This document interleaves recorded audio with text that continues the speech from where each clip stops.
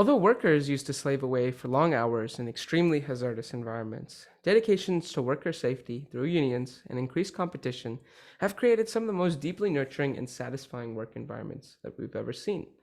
In fact, one of the largest selling points for large companies aiming to draw in new talent is the working environment and job culture associated with the position.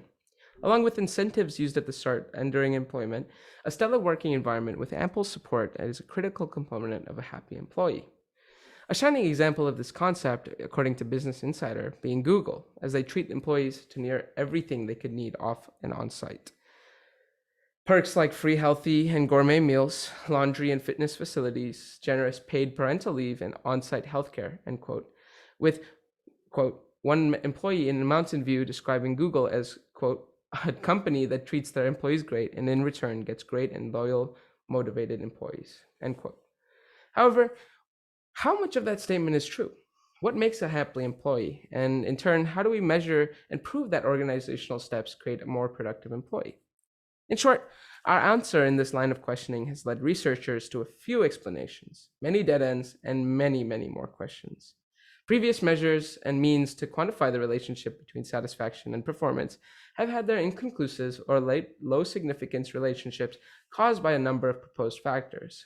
Although the question seems straightforward and almost led itself to a positive conclusion, the relationship is actually quite complex as a concept.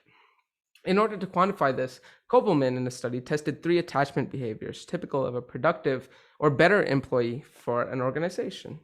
Primarily, an organization was effective if employees had attachment, which meant staying in the organization past the need, performance, job related tasks, and how efficiently they were able to complete them, and citizenship, how well an employee fit into the corporation, and being in life in the corporation, as well as cooperation within the teams.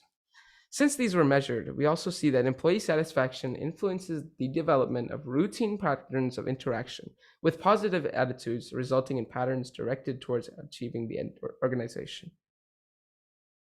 Our discussion by Ostroff tested these principles within a school, including 12 points of satisfaction and testing random clusters to analyze the variety of variables in satisfaction correlations.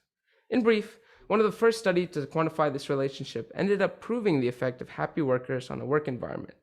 For example, students in old buildings tended to find less satisfaction and greater stress, primarily due to the rugged environment. Furthermore, satisfaction and commitment were in fact greater in private schools, likely due to an improved resource. At the end of the discussion, we understand that a relationship exists, quote, between satisfactions, attitudes, and performance at an organizational level. Although these might be susceptible to errors, we stand in agreement with the empirical findings, knowing that the rhetoric of the past is not enough.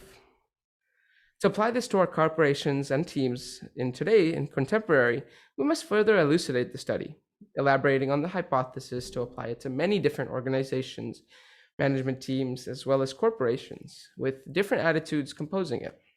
However, for corporations acting currently, it would be well advised, to listen to your employees, as making them effective will make the organization survive. Thank you.